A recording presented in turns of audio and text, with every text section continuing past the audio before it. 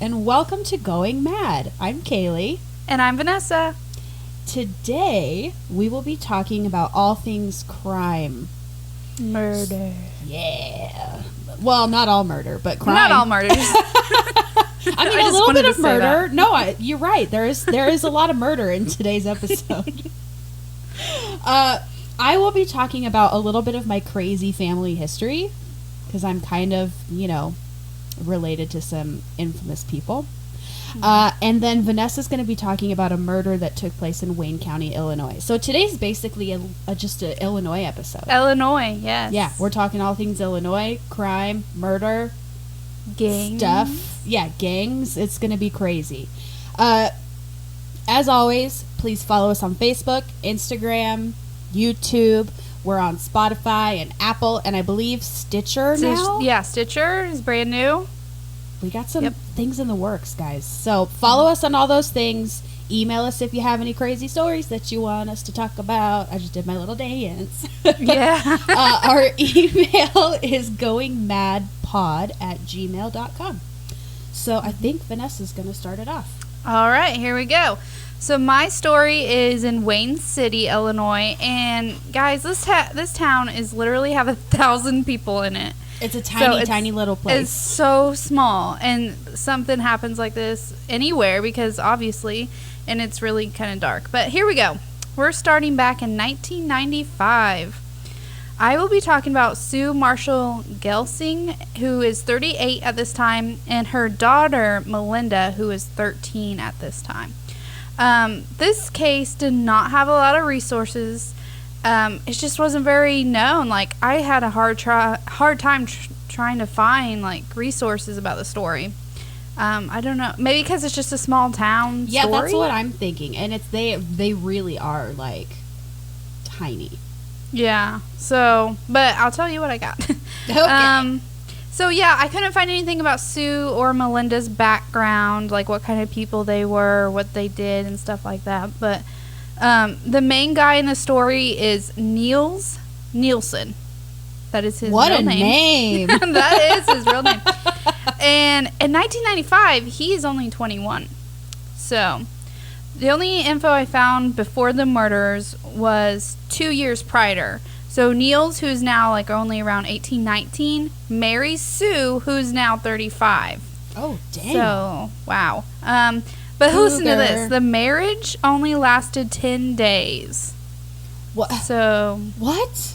Yeah. So, 10 days? I mean, everything about that's confusing to me. She's that's a lot so older weird. than him. Yeah, I know. 10 days.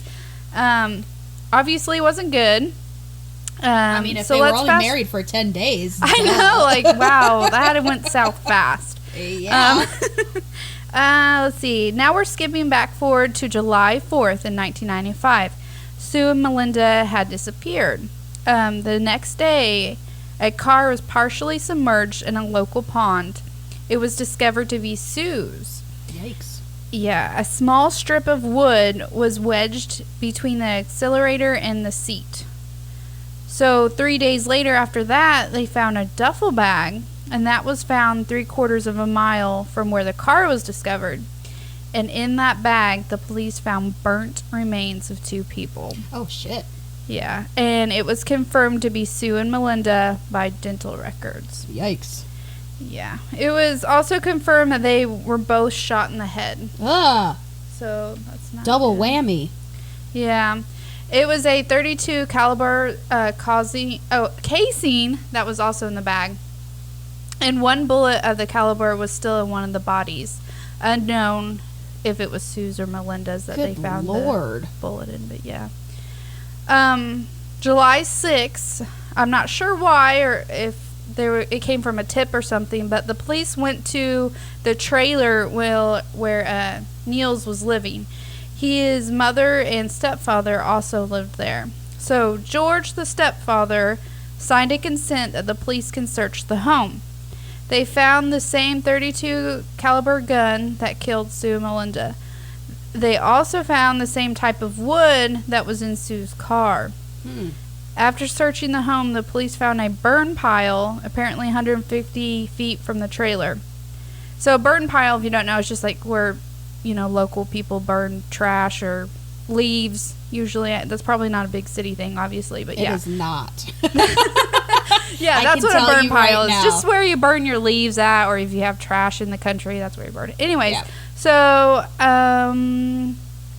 in the burn pile, they discovered bone fragments, hair, and blood. Ugh. Yeah, also some personal items of Sue and Melendez. Okay, so on July 10th, Niels was in the local jail for being arrested for firearm offenses and theft. So the state police go to the jail and they request to talk to Niels. They tell him that they know it was Sue and Melinda's body that was burned in his burn pile. After they told Niels, he became very irritated, and then he refused to talk to them. Later that day, Niels was outside in the exercise yard of the jail, and one deputy decided to talk to Niels. And so they were just talking casually, and eventually Niels breaks down, starts crying. He states that he helped conceal the car and the bodies, but he did not murder them. He said he was afraid of the person who actually murdered them, and this is why he hasn't talked sooner. So the deputy took Nielsen inside to get his statement. So I keep saying Niels or Nielsen because his first name's Neil and his last name's Nielsen, so sorry about that. But yeah, you know what I'm talking about. Yeah, we got you. We're following. Yeah. So when he took him inside, he was very rude and out of control, basically. He was cussing the whole time. Oh, God. Pretty much, yeah. And then I skipped forward to... So during the trial, after the trial, the hearing, his sentencing, he was cussing the whole time there too. Pretty much calling the court every name in the book. They called a break, but Neil said that he was just going to act up again when he came back. So he waived his right to be in there when they were doing the sentencing. And this happened every day. Like every day of the sentencing, he would just act out, cuss a lot, all this stuff. So this all happened after the jury found him guilty, and I have no information about the actual trial. Where Niels was in jail, though, it was stated that he pretty much acted out the whole time, banging on his cell, pulling the fire alarms, peeing on the floor, Oh my God. and smearing poo everywhere. Oh, yikes. Yeah, and he was also making vulgar remarks to the lady officer. So he was just not a good all around. So like I said, I don't have any information about the actual trial, so I don't know what they said the motive was or how the night of the murders played out at the time of the murders. Neil and Sue had been divorced for 2 years. So yeah, their long marriage of 10 days.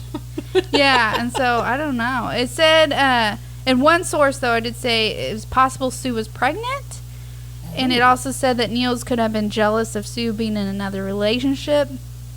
Jeez. While Niels was while he was awaiting trial, he did try to commit suicide by cutting his wrist very deep. Ugh. And just a side note, that none of his family consented for him to have a blood transfusion on account of his religious beliefs.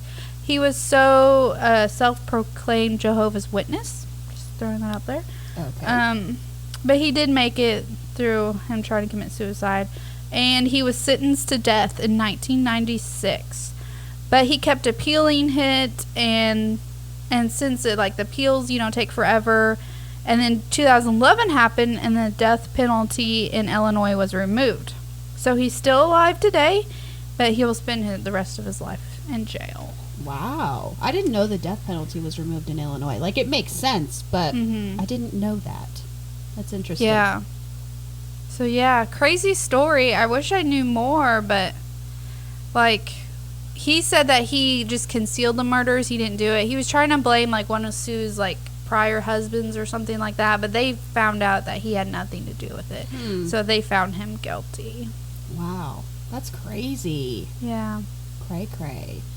Yeah, the trial, it would have been cool to, hear, what evidence, other than, the burn pile and the... Yeah, they found his gun in his home that shot them, and But, like, how'd they get tipped off for this guy? That's my question. I Like, know, like, I how have did no they think idea. yeah, like, who was he tipped off, or like, did they just kind of say, "Oh, well, this dude was married to her for 10 days"? Yeah, I know, like, Maybe he's a something had to go suspect. down. He's Yeah. probably acting really weird or something. And they maybe just got a tip to go check out his house.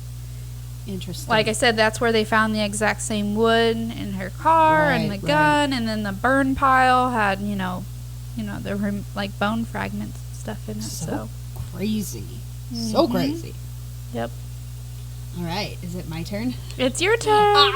Okay, so I'm just going to start off by saying when I say I'm related to these people, it's very distantly. Mhm. I did find out exactly how I'm related to them. So I'm going to talk about the Shelton Gang. Dun, dun, dun. That's an Illinois favorite. Southern Yes. Illinois. And kind of like Peoria specifically. Yeah. They were yeah. heavy in Peoria. And St. Louis. Like, they were kind of all throughout the Illinois area. Yeah. But yeah, so I am related to the Shelton Gang. Their grandfather is the brother of my great great great great great grandfather. So they're cousins. They're distant cousins, basically, is how that would translate. Okay. So, okay, I'm going to give a little bit of the history and just kind of the story of the Shelton Gang, and then I'm going to go into kind of like what I had always been told growing up and stuff, because it's huge out there. I mean, you can attest to that. Like, the Shelton Gang is very well known. Very well known, yes. And they have like a museum exhibit and everything. So they're a big deal out there. So, the Shelton Gang were made up of 3 brothers and then a bunch of other, people. But the main 3 people were Bernie, Earl, and Carl.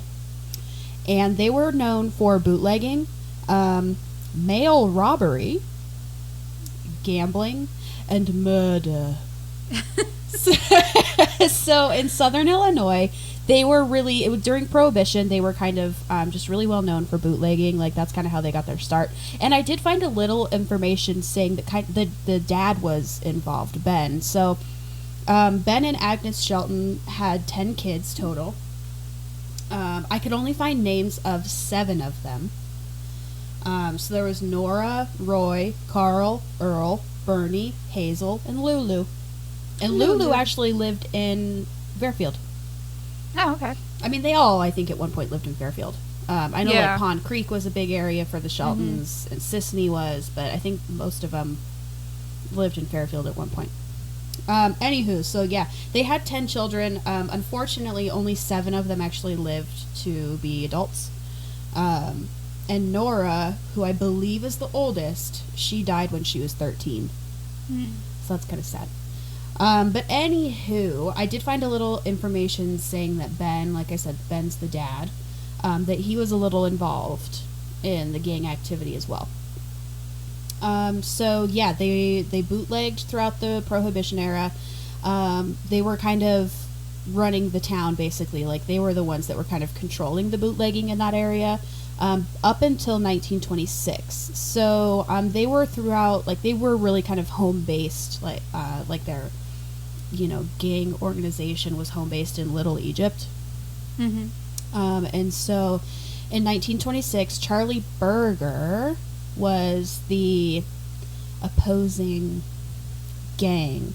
So he kind of was like, hey, he used to actually work with the Sheltons a lot, like they were kind of an ally at one point, but then he goes, I think it's my turn to run this town.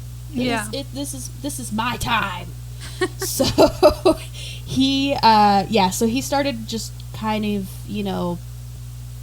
making it a huge competition, and it kind of started this rather large gang war. So they were, it's crazy to me to think that this was in the 20s. They had armored vehicles. Oh, wow. Yeah. They had, like, tanks. And they actually had an airplane. And they used it to bomb Charlie Berger's headquarters. Damn. That's what I'm saying. Legit. They were freaking legit. And I've heard, I don't know if, don't come at me for saying this, people. I have heard that the Sheltons are credited with being the first to bomb American soil. Wow, that's interesting. I don't know if that's true. I don't have any evidence to to support that. It's just what I've heard. So, like I said, don't come at me. I don't have anything to back this up. It's just a rumor, people. So was that in Fairfield where they bombed the house? I don't think so. I think it was down south a little bit more than Fairfield. So yeah, the Sheltons ended up getting convicted of mail carrier robbery, and they were sentenced to 25 years in jail. I don't know how long they actually served. From what I can tell, it wasn't very long. Mm-hmm. Like only a couple of years. So they definitely didn't serve their full term.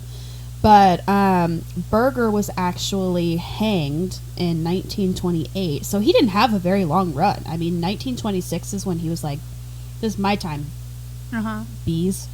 And then in 1928, he was hanged because he ordered a murder on a mayor in Illinois. Oh. So they were like, enough of this. You die. Yeah. Basically.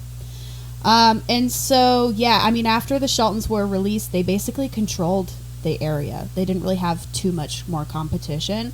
And that's when they moved to Peoria. And so they kind of controlled the gaming, like, gambling scene in Peoria.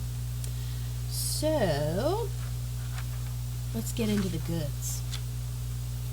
So in 1930, so this is where I'm like, I don't know how long they actually served, because they were convicted in 1920-something, and then in 1930 they were out of jail. So, I don't know. But anyways, in 1930, a man named Clyde Garrison contacted the Sheltons to provide protection for him after a couple of attacks. His wife ended up getting killed in one of them, and so he just wanted a little bit of protection. And so they came to Peoria, and they had a really good working relationship with Garrison until about 1940. In 1940, they dethroned him. Oh. Yeah. It's kind of disputed as to why this happened or kind of how it happened. One person stated in like a book that they wrote or an article or whatever, I can't remember what it was, but he stated that Garrison left Peoria because he didn't have enough firepower to combat the Sheltons. So basically he just kind of bowed out, like, yeah, you can have it, guys. Yeah. And then another account says that basically the mayor of Peoria at the time had told Garrison, like, hey man, you need to get it together and find someone else to replace you. Like, you're no longer, we don't want you anymore. So get out. So that's kind of what happened. So in 1941 is when the Sheltons were like officially in charge of the gambling scene in Peoria. Peoria had a really, like, lax attitude towards gambling and, like, prostitution and stuff because their mayor was, he was okay with it. As long as he kind of got as long as he kind of got the cut, like, if he got a cut of it, he was okay with it. He didn't really care. So, the mayor actually, his thing was, as long as it's controlled and taxed, fine. And that's kind of where the Sheltons came into play. They were the ones kind of controlling everything. And so the mayor put a $20 levy on each slot machine throughout the city. And the Sheltons controlled the slots and provided the protection with, they had a zero violence tolerance. Interesting. They were not there for it. Well, yeah, right? Like, so you're going to tell me these people don't like violence, but they have killed people. They cause it. They have bombed people. That seems pretty violent to me. I don't know about you. Mm-hmm. So anyways, they had a no violence tolerance. And at the time, both Carl and Bernie were living in Peoria. So Carl was kind of the leader of the Shelton gang. From what I remember, he's the oldest of the three. Earl was kind of like the organizer. Like, he really worked out the logistics of how things were happening. And then Bernie was the enforcer. He was really well known for his hot temper. So this was like perfect. He's great. We want him. So, Carl and Bernie were both living in Peoria at the time that this was all going down. So in 1945, this is kind of when the Shelton era was ending. So they didn't run it for very long. They only had about 4 years of actually running the town. The citizens of Peoria were getting really kind of sick of being labeled as a sin city. They were like the Las Vegas of Illinois. Other than maybe Chicago, I don't know. But what I read was Chicago, Chicago's north of Peoria. Peoria was kind of the next biggest town in Illinois. Yeah. The next biggest city in Illinois. So they kind of just had that reputation, I guess. And then they were also in between two military bases. So I think there was an Army base and an Air Force base. And so the soldiers just wanted to come to the town to gamble, basically. Like, they were just, hey, man, we're here to have a good time. So they didn't have the best of people there. I mean, it's a gamble. It's like I said, it's like the Las Vegas of Illinois. So anyway, the people who lived in Peoria were just really sick of being viewed as a sin city. They ended up electing a new mayor who was very hard on gambling. He didn't want it. He didn't like it. He was very like, nah. Not here. No, not today, Satan. So, he was like, nope. And he wanted to shut it all down. He's like, let's get rid of it. Let's restore the image of Peoria. So that's what he did. He shut down gambling within the city. But here's the thing. You couldn't gamble in Peoria, but you could gamble in the surrounding towns of Peoria. It was a county-wide thing at the time that said, oh, you can gamble, but he shut it down in the city. So other people were going outside of the city, but within the county to gamble. And so Bernie ran that kind of stuff. And so the mayor actually met with Carl and was just like, hey, dude, like, this isn't going to happen anymore.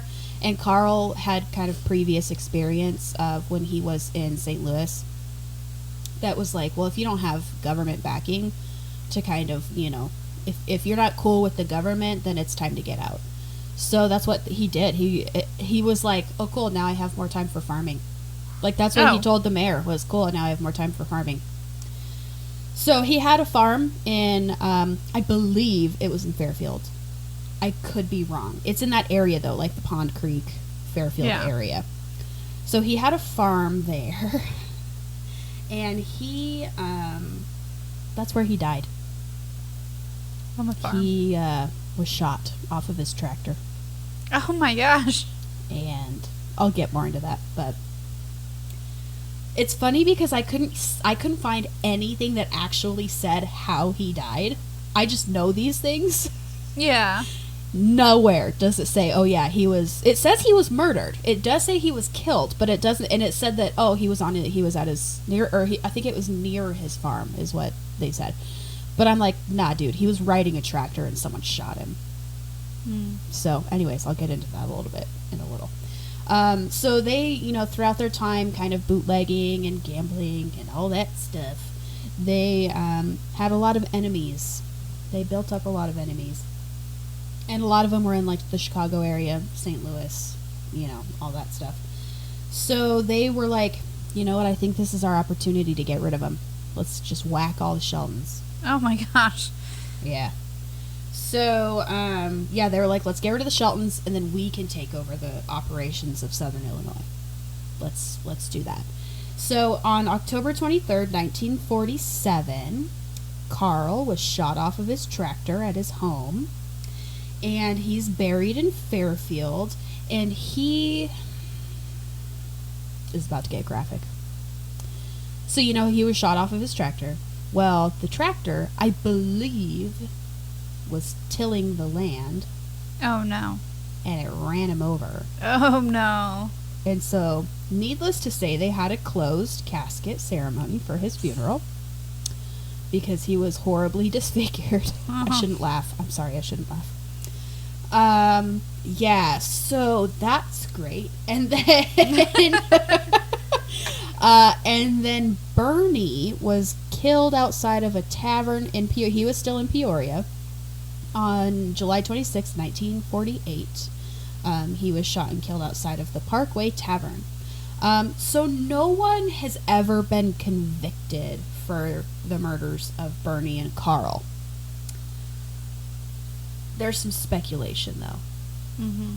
To this day, a lot of people don't really know who killed them. Interesting. But let me just tell you, I know. I know who killed Bernie Shelton. So Earl, I'll get to that in a second. Earl, meanwhile, had 3 attempts made on him to, end his life. He survived all of them. Wow. After the 3rd one, he was like, okay, I'm done. Let's get the hell out of here. I'm done. I can't do it. So he packed up the surviving, Shelton family members, which I do believe included his mother, and I think a sister or 2. I don't know for sure, but I know for sure his mother. He packed them up and moved them all to Florida. That's what they do. Yeah. Go to Florida. They all go to Florida. So and this was in 1951. And so that's where actually a lot of them still live. Like I have a cousin that lives in Jacksonville. Oh, really? Yeah, my cousin is the granddaughter of Earl.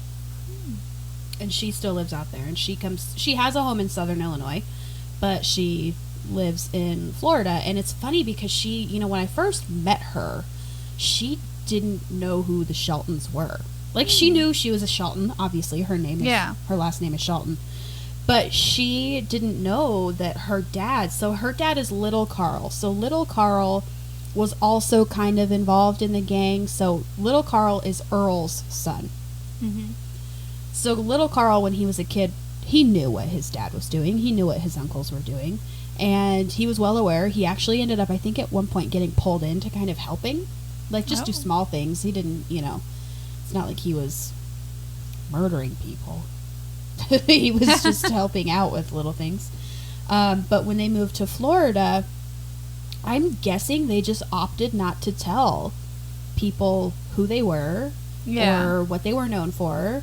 And so, yeah, Ruthie was like, I don't know. I don't remember how old she was when she found out. But basically how she found out was her dad had a surgery and he had a bad reaction to the anesthesia. Mm-hmm. And so he was talking all this nonsense about like getting shot at and like just all of his experiences. Goodness. Yeah. And so that's when they kind of could, like, once he was with it, they confronted him and was like, so do you want to tell us about this? Like, this is a little interesting. So yeah, he came clean and told them. And she ended up bringing him back to Fairfield at one point. And it was said that the Sheltons, whenever they came to town, they had to check in at the sheriff's station. Really? And relinquish all of their weapons. Oh, okay. Yeah, because they were like, we don't want this in our town. Yeah. Not today, not today. So yeah, Ruthie brought her dad back, and she actually wrote a book about her experience. And she's actually written a few. I think she has a whole series of novels about just, kind of her story. And she wrote a book that's like a nonfiction, just kind of story of the Shelton gang. And yeah, so when I met her, she was asking us like, did you grow up hearing stories of this? And I'm like, oh yeah, like why? I always knew, that we were related. I mean, like I said, it's very distantly related, but I was like, yeah, we all knew the stories of the Shelton gang. Like, it's a pretty big deal out here. Yeah. So, yeah, we were like, oh yeah, as a kid, I mean, my grandpa would tell me stories, and to this day, he still tells me stories. There was one summer I was out there, he took us through Pond Creek and was like, oh, this is where Charlie Harris lived, which I'll get to that in a second. This is where Carl Shelton died. Like, I have a picture of the actual post where Carl Shelton died. So I'm just like this. Yeah, of course I grew up hearing all this stuff. And so she was telling us, like, she had to do really weird things when she was a kid that she thought was normal. Like, she thought everyone was doing it, and then it wasn't until she was a little older that she was like, oh, not everyone checks for tripwires and, you know, bombs in the mailbox. That's crazy. Yeah. Like, she had to check the door for wires every time she came home. And she always had to check the mailbox, too. And I'm like, dude, that is insane. Like, what? That's freaking insane. So, anyways, needless to say, there are still Sheltons in Florida. So, as I previously stated, no one really knew who killed the Sheltons, but I do. I know. So, Charlie Blackie Harris is the man responsible. I'm just telling y'all now. He denied it. I know he's responsible. And he is definitely the most popular. Like, most people think that he did it. Mm-hmm. Charlie Harris, like I said, they call him Blackie. He lived in Pond Creek, and I believe it's maybe some point Fairfield, but I know for sure he had a place in Pond Creek. And he actually used to be part of the Shelton gang and then went rogue. Mm. And so they were trying to, like, just kind of relations were not good between the two of them. So, yeah, he killed them all. So, you know, that's the obvious choice, right? Is to kill people that you don't get along with. Duh. Right. Duh. I'm being sarcastic for those of you who did not pick up on that. I just have to put that out there. So, yeah, so Blackie Harris killed the Sheltons. And I have a weird story about this, too. So, my husband his family's also from Illinois. They're from the Chicago area, though. And so, he has a uncle who is from Southern Illinois. And he has the last name Harris. Oh no! And he says so this was like 2 years ago, I think. And this is his great uncle. So it was his dad or his grandpa's sister's wife or husband, sorry. So it's his great uncle. And he's a lovely person, lovely person. But yeah, we were at his aunt's house and I was talking to him. And Nate was like, oh, yeah, you know, we're driving down to Southern Illinois so we can see Kaylee's family. And he was like, his uncle was like, oh, yeah, you know, I'm from Southern Illinois. And I'm like, oh, where about? And he told me, but I was like, oh, yeah, no, I've never been there. And then he's like, yeah, you know, I'm just related to a bunch of bootleggers. And I was like, what? I'm like, oh, yeah, so am I. So I didn't think anything of it. His last name's Harris. Like I said, his last name's Harris. I didn't think anything of it. Well, then we're in Southern Illinois, and my grandpa is telling Nate all of these Shelton gang stories and mentions Blackie Harris. And Nate, we were in the car ride home, and Nate was like, you know, my uncle's last name is Harris, right? And he said he's from Southern Illinois and related to a bunch of bootleggers. And I'm like, wow, what a connection. I know. Well, I've never confirmed that they're related. Yeah. I've never been able to confirm it, but I want to. And I'm hoping I'm going to be seeing him in, like, the spring. I want to ask him. I'm like, there's no way. I'm like, there's no effing way. How has this happened? And so I called my grandpa, and I'm like, oh, my God, Nate just made a really huge connection that I think his uncle is related to the man that killed them all. And he's like, that's interesting. I'm like, I know, Grandpa. I'm aware. But anyways, that's the, you know, kind of the story of the Sheltons. And so there are a ton of them buried at, is it Maple Hill? Yeah. Yeah, there's a ton of them buried there. They have one of the big tombs. Oh. Yeah. Okay, Maybe yeah. it's not a tomb. It's just a giant headstone where 5 of them are buried.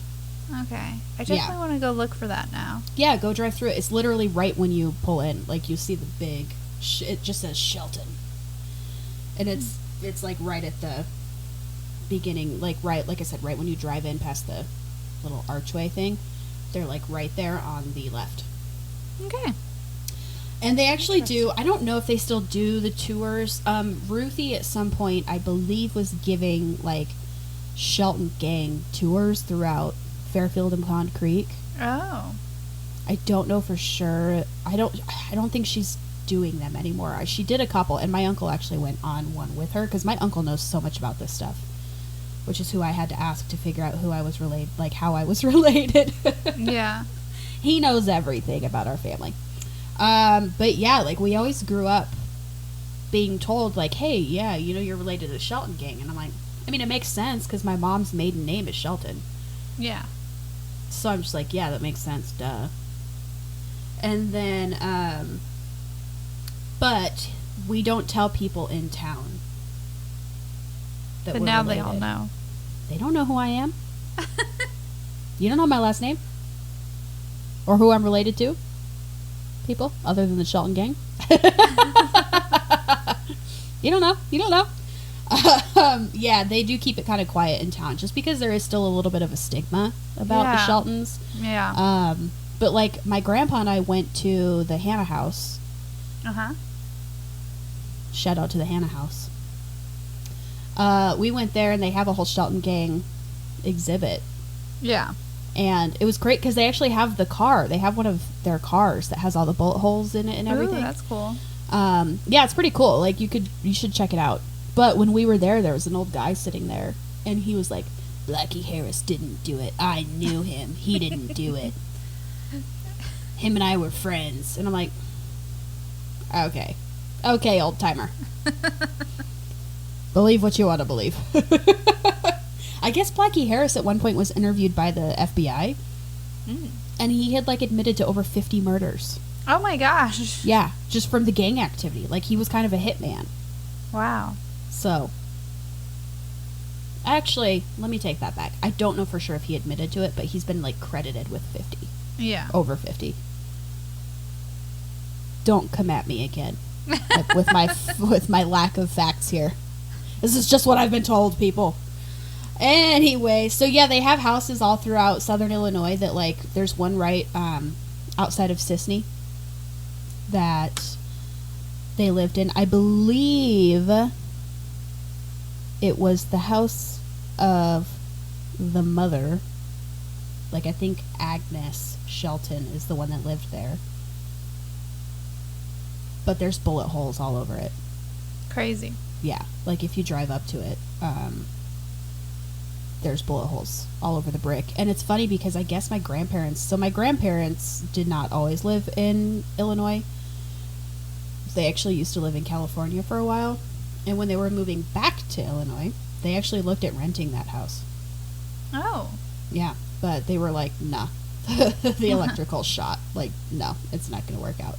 So now it just sits there, and I think I've known a couple of my family members who have like wanted to buy that house because currently it just sits, and a farmer owns it because he farms the land behind the house, and the house and the land it sits on just came with it, and so it's the farmer, I believe, that owns it, but they don't want to do away with it, which I'm happy because it's a cool house. Like, it is a pretty sweet house, and it's very old.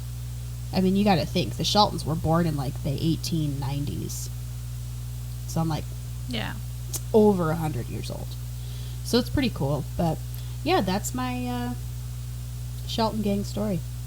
It's good. I like it. Yeah. It's a favorite. Family history for you. If you guys have any more, like, Shelton-related stories, you can email let us. us know. Yeah. I would love to hear more. I know there's a lot of people who have their own little story, brought down from their family, right? Yeah, that they have. So yeah, you can hit us up at goingmadpod@gmail.com, or you can hit us up on Facebook, Instagram. If you have any of those stories, or if you have a topic you want us to research, let us know. We'll do it. We're here to please. We are. You can listen to us, where you're listening to us now on Apple, Spotify, Stitcher's New, even YouTube. So we'll see you next time, guys. Bye. Yeah. Bye.